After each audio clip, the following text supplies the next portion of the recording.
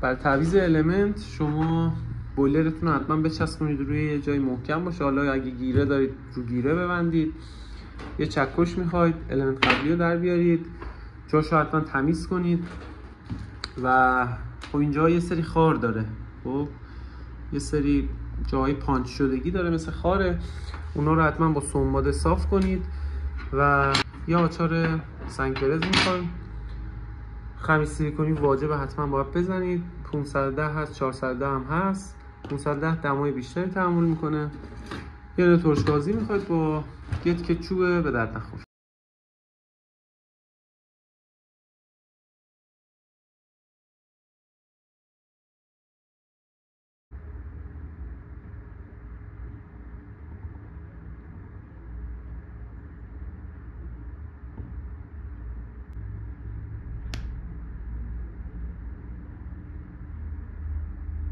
خود المنت خب پایه‌هاش به سمت بالا، اون سمتی که به سمت بالا رو اینجوری برعکس نذارید، به سمت بالا رو بذارید روی بویلر که سوکتاتون رو میخواید وصل کنید مشکل نخورید. از این ور و هم دقت کنید به جای گیر نداشته باشه، جاش تنظیم کنید. از تا اینقدر میتونید تغییر بدید جاشو. حالا من دقت کردم همین زیر این بود جای قبلیش. و خب الان میذاریم سر جاش. با اون تیکه چوبی که بهتون گفتم یه چند تا ضربه آروم میزنیم که این فعلا فقط بشینه سر جاش.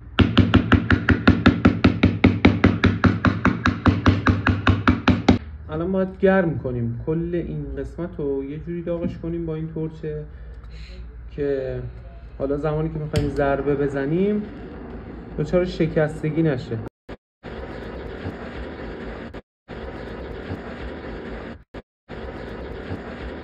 بدنه یه بولبرینگ خراب استفاده میکنم برای پانچ کردن این المنت، جوری باشه که به اندازه این المنت باشه و خب یه مقدارم لبه دار باشه. من الان میخوام اینو بذارم روی المنت، یواش اینجوری ببین از وسط شروع میکنم، ضربه میرم به این ور، دوباره از این ور شروع میکنم میام به این ور. حالا اگه از این ور شما شروع کنید چه اتفاقی میفته؟ بزنید شاید از اینجا صفر بشه، این ورش بیاد بالا. ولی از این وسط شروع کنید برید به سمت سوکتتون.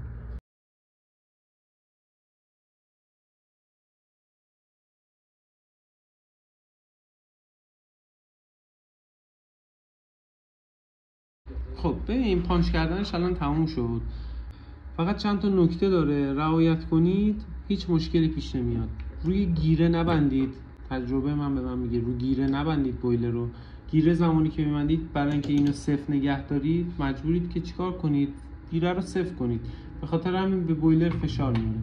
بذاریدش روی یه جای تخلا نگاه کنید. این خیلی هم صفر نیست ولی چون تخت نشسته رو زمین خاطر همین آسیب نمیبینه. پس روی یه جای تخت حتما سفتش کنید و اینکه حتما داغش کنید. الان ببین این بویلر داغ من نمیتونم زیاد دستم روش نگه دارم، خیلی داغه، دستو میسوزونه. حتما داغش کنید، حتما داغش کنید. خیلی مهمه داغ کردن، باعث میشه که هم یه مقدار این آلومینیوم و بدنه و خود المنت منعطف‌تر بشن، هم اینکه شکستگی ایجاد نشه. و اینی که الان اینجا رو اگه دقت کنید ببینید اینی که بهتون گفتم از وسط شروع کنید بیاید به طرف سوکتا، به خاطر همینه. از این وسط که شروع کنید بیاید قشنگ این خمیر سیلیکون رو ماشینی رفته، این خمیر سیلیکون رو قشنگ هول میده میاره بیرون و خوبی مشخصه که توی این جایی که براش قرار دادن نشسته الان. خب و خب این خمیر سیلیکون هم کمک میکنه که این دما بهتر منتقل بشه دیگه. هیچ خرابی هم برای این المنتتون بابت این ضربه ها ایجاد نمیشه، پیدا نمیکنه. الان نگاه کنید سطح المنت تخت شده با بویلر، خب در صورتی که این المنت خودش بوده. ببینید گرده. خب این اگه خوب پانچ نشه به این خوب نچسبه دوباره میسوزه. اینو حتما رعایت کنید. خیلی چیز خاصی نداره، فقط ضرباتتون رو میگم یواش شروع کنید. الان ببینید این بولبرینگی که من انتخاب کردم اینجوریه، اندازه‌شو اینجوری ضربه رو میزنید، کم کم ضربه بزنید بیاید جلو. همین. حالا بریم سراغ فیکس کردن این المنت اونو الان بهتون میگم.